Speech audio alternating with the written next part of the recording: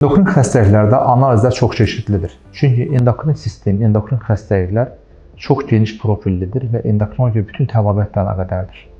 Burada ən vacib tələb olunan analizlər, rutin biokimyəvi analizlər xaric, qan şəkərinin yoxlanılmasıdır. Qliqohemoqlobin dediyimiz 3 arıq şəkərin göstəricilərinin yoxlanılmasıdır. İnsulin rezistentliyini araşdırmaq üçün insulin, diabetli xəstələrdə insulin rezervini bilmək üçün GPT analizidir. Lipid profili, qan yağlarının mütləq şəkildə araşdırılması, böyrək qaracıq testlərinin yoxlanılması çox önəmlidir.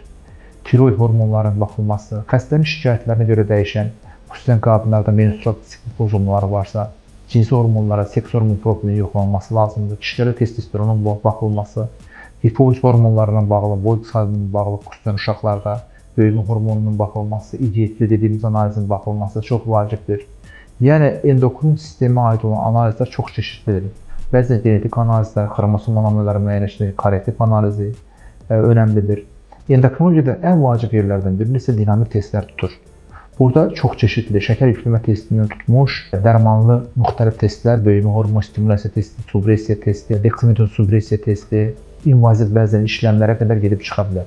Yəni endokrinologiya çox profillidir. Hansı analizin verilməsi həkim endokrinoloqun işidir.